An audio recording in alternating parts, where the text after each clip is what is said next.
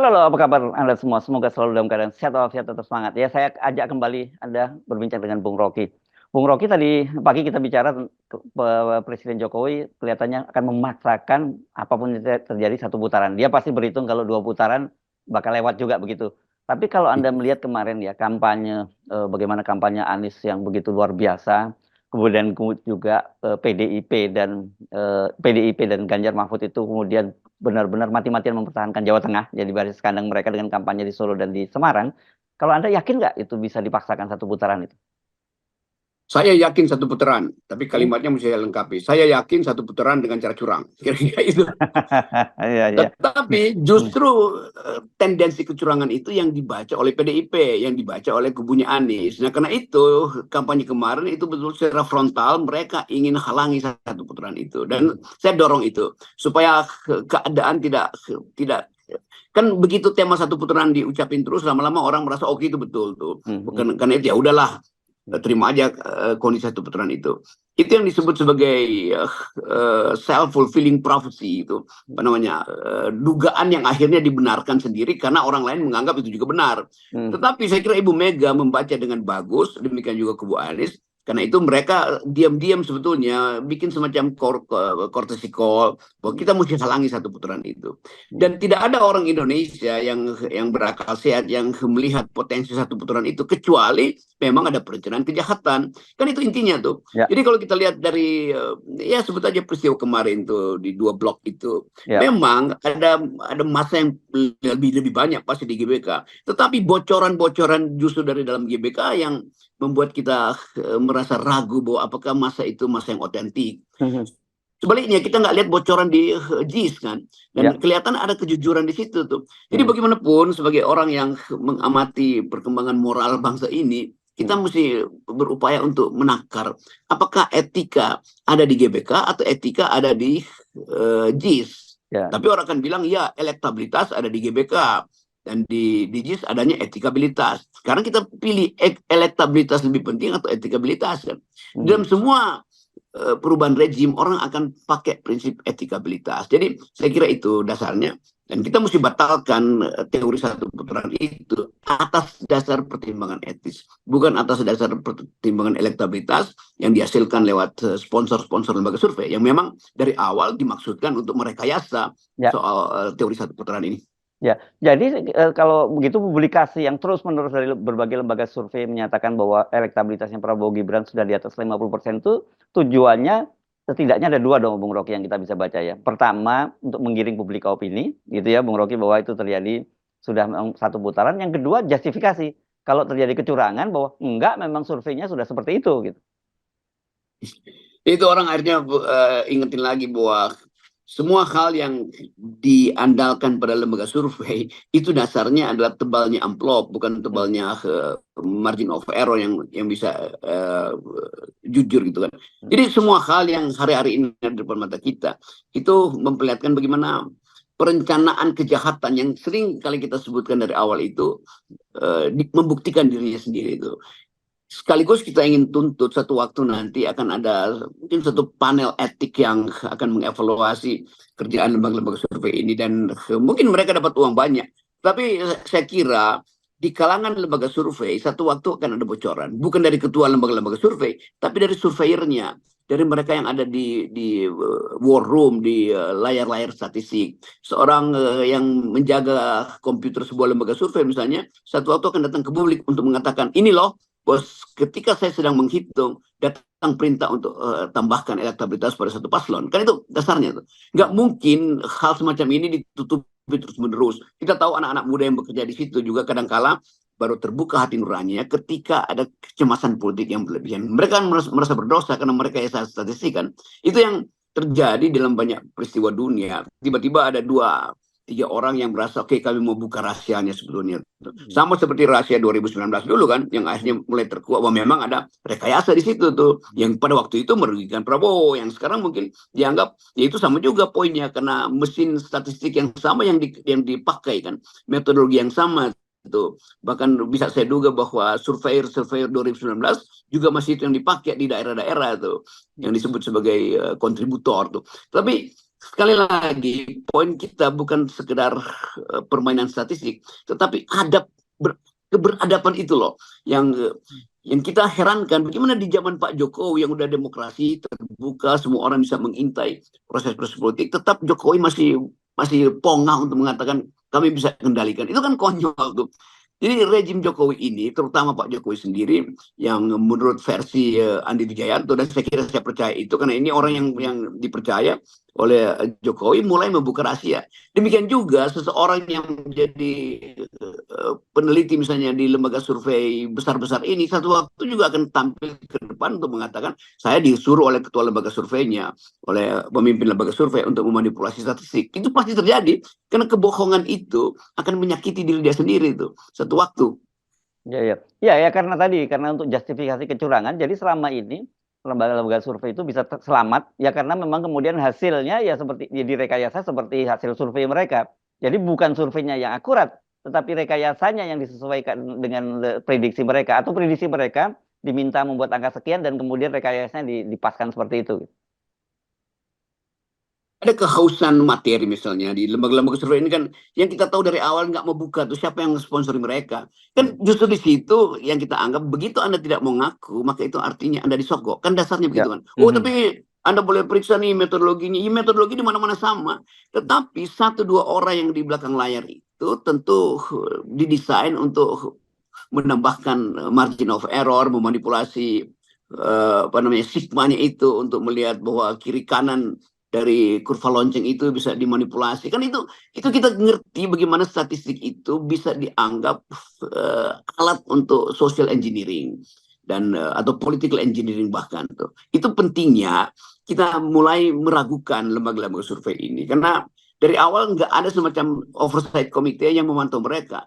Karena bagi mereka kan kita udah buat lembaga etik ya di antara kalian sendiri kan. Itu etik internal, mesti ada etik eksternal tuh. Jadi sekali lagi saya menduga keras bahwa teori satu putaran memang dimaksudkan untuk menebar uang, dan hanya uang yang mampu untuk menghasilkan satu putaran. Ya, tapi begini deh, Bung Rocky ya, kita asumsi yang menggunakan satu uang, kedua intimidasi, itu kan pasti dilakukan seperti itu ya, kan selalu seperti ya, itu. Satu paket lah itu ya. Ya satu paket gitu ya. Tadi Anda kan menyatakan seperti soal yang ke GBK, katakanlah ini ya diklaim jumlahnya lebih banyak, walaupun saya meragukan itu gitu ya. Tapi kan mereka ini orang yang datang itu tidak dengan nurani, tidak dengan maksud untuk memilih, karena mereka tahu ya yang penting gue dapat duit gitu. Bisa jadi mereka juga punya nurani dan tidak akan memilih 02, itu satu. Sementara yang di JIS itu ya 1000% atau 2000%, bahkan mereka pasti akan mendukung 01 begitu. Begitu juga saya kira sekarang ini seperti kubunya 03, saya kira ada militansi yang sekarang muncul dari kalangan kader PDIP yang akan bekerja keras untuk juga tetap menaikkan suara Ganjar. Nah, pertanyaan berikutnya adalah Bung Rocky, oke, seberapa persen sih mesin politik kecurangan dan duit itu bisa bekerja dibandingkan gerakan-gerakan yang masif dari kampus dan juga keagamaan seperti yang dilakukan oleh Uskup Jakarta itu. Kan ini kalau katakanlah gini Bung Rocky, ada faktor yang push, bukan push ya. Saya kira ada faktor ya pull dan push ya, ada yang mendorong ke atas, ada yang menarik ke bawah gitu ya. Kalau saya lihat die hard itu ada di 01. Kenapa?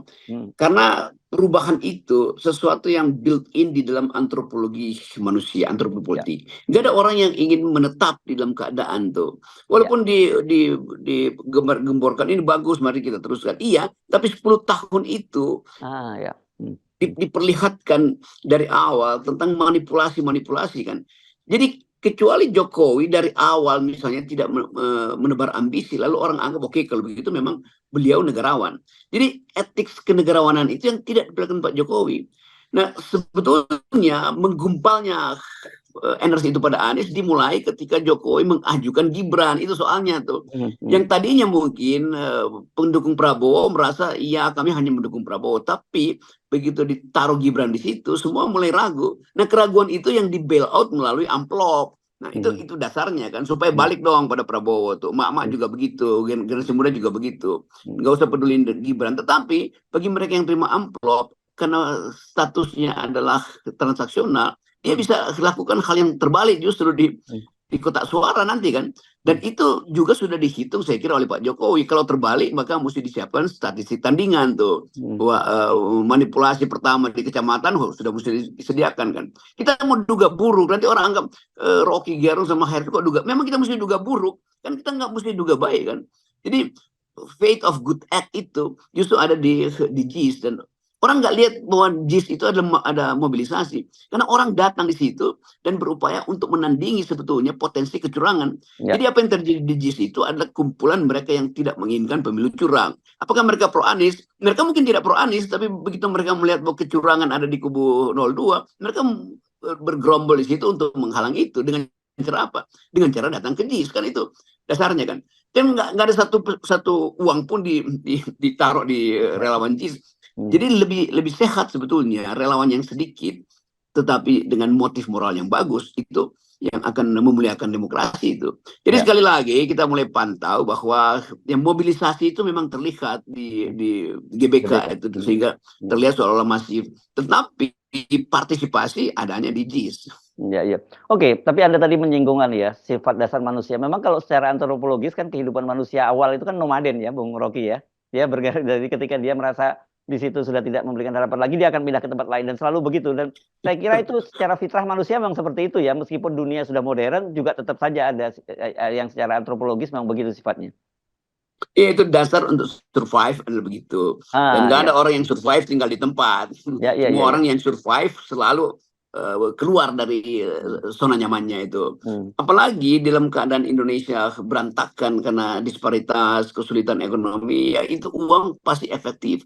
Tetapi uang itu kan hanya bisa membeli makanan, itu bukan untuk membeli hati nurani itu. Dan orang yang mak-mak kalangan bawah itu yang tahu bahwa ya boleh aja ambil aja uang itu, tapi jangan coblos, kan itu udah jadi semacam doktrin. Dan saya kira itu yang akan terjadi di kotak suara. Kalau terjadi itu, maka teori satu putaran hilang dan Jokowi kehilangan keseimbangan tuh. Karena kalau terjadi dua putaran, itu artinya dari Februari ke Juni itu krisis ekonomi dan krisis politik akan berlangsung, dan itu yang akan jadi potensi Jokowi dimaksulkan. Nah, saya balik lagi pada soal tadi bahwa pada akhirnya PDIP menyadari bahwa dia mesti all out untuk menahan teori satu putaran ini. Dan itu yang memungkinkan Ibu Mega makin lama makin tajam melihat hal-hal yang ada di depan mata dia. Yang mungkin dia kemarin dia masih nyulap kalimat, ya udahlah saya nggak mau tarik dulu menteri-menteri ini karena ini demi bangsa segala macam. Di situ memang ada kejujuran. Ibu Mega berpikir tentang bangsa. Tetapi memperpanjang penyakit itu menyiksa tubuh bangsa ini kan. Jadi amputasi aja. Yang perlu diamputasi pertama adalah Jokowi, karena dia sumber dari kanker politik kita kan. Jadi kalau Ibu Mega misalnya datang hari ini dengan mengatakan, saya udah pertimbangkan bahwa lebih baik sakit sekarang daripada sakit panjang tuh. Oleh karena itu penyebab kansernya saya amputasi aja tuh, dengan menarik kartu anggota Pak Jokowi dan berlindung di balik atau memuliakan kembali prinsip etika kan. Jadi itu sebetulnya ini masih ada 2-3 hari Ibu Mega saya kira akan lakukan peluru terakhirnya adalah peluru yang diarahkan langsung pada Pak Jokowi. Nah, saya menduga bahwa dalam 2 hari ini akan ada pidato Ibu Mega untuk secara telak menuduh Jokowi melakukan perencanaan politik kecurangan. Saya kira itu yang akan memulihkan kembali keseimbangan moral kita sebagai bangsa. Ya, dan saya kira menurut ini sulit sekali ya memahami Pak Jokowi. Ternyata dia di belakang gerilya menggerogoti Ibu Megawati. Tapi kemudian juga dia minta untuk difasilitasi bertemu dengan Ibu Megawati gitu. Kan Ibu Megawati mungkin boleh tidak menahan kemarahannya dan sebagainya. Tapi kalau kemudian ada seorang kader yang sudah bukan hanya berkhianat, tapi juga berusaha untuk menghancurkan elektabilitasnya PDIP, kan menurut saya ini sudah di luar batas toleransi lagi, Bung Rocky. Iya, Malin Kundang itu dia hanya malu untuk mengakui ibunya tuh. Betul. Tapi ini orang yang bahkan ingin mengkhianati ibunya tuh. Jadi betul-betul moral yang buruk dari seseorang yang dikader dengan baik oleh Megawati diajukan sebagai proposal bahwa Indonesia bisa dipimpin oleh wong cilik dan kesederhanaan ditampilkan, akhirnya dia jadi arogan tuh. Jadi ini jauh melampaui semua mitologi atau cerita-cerita dongeng yang pernah ada di dunia ini, Bu. Seseorang itu bahkan merencanakan untuk menghilangkan sebetulnya menghilangkan nyawa ibunya kan. Dan membunuh PDIP artinya menghilangkan potensi Megawati untuk ditampilkan sebagai pelaku sejarah tuh. Itu yang kita bisa lihat dalam banyak kasus bahwa ternyata Pak Jokowi itu yang dari awal 2014 saya sebutin sebagai punya mental otoritarian, tapi saya dicaci maki terus-menerus bahwa lalu nggak ngerti Rock ya bahwa Jokowi itu datang dengan kejujuran, dia simple, bajunya cuma 200.000 segala macam. Dari awal justru itu yang saya curigai. Ngapain pamer baju 200.000? Itu kan to be apa namanya, too good to be true kan. Ya, Dan ya, itu ya. akhirnya yang perlahan-lahan dibuktikan bahwa ya dia menyimpan kesederhanaan sebagai tempat persembunyian watak otoriternya kan. Itu dasarnya tuh. Ya dia masuk gorong-gorong, justru itu yang bikin kita menilai bahwa ini orang menyimpan psikologi terbalik itu, masuk gorong-gorong sambil berupaya untuk menguasai seluruh lembaga politik kan. Jadi Ibu Mega saya kira akan dipanggil oleh sejarah untuk memimpin secara moral pembalikan politik dari satu putaran menjadi pemilu yang jujur dan adil. Nah, sekali lagi kita mulai mengerti bahwa Pak Jokowi memang dia mulai cemas karena dia lihat bahwa perencanaan di GBK itu tidak sempurna. Bagaimana mungkin PSI menjadi panitia untuk bagi-bagi uang, dan Gibran Center yang sebetulnya orang anggap ya udah Gibran sebagai anak muda memang mungkin perlu dihadirkan. Tapi begitu terlihat bahwa itu rekayasa, orang menganggap bahwa kerjaan Gibran itu disetir langsung oleh ayahnya kan. Kerjaan Ya. PSI disetir langsung melalui Kaisang yang juga adalah anaknya Presiden Jokowi. Maka orang ambil kesimpulan Gibran dan Kaisang adalah operator-operator kejahatan yang direncanakan oleh bapaknya sendiri. Kan itu kesimpulan hipotetis yang mesti kita ucapkan akhirnya kan. Ya, ya, ya, ya. Jadi betul-betul ya Bung Rocky, malin kundang modern itu jauh lebih jahat dibandingkan malin kundang dalam mitologi kita. Iya, ini maling kundang 5.0 itu.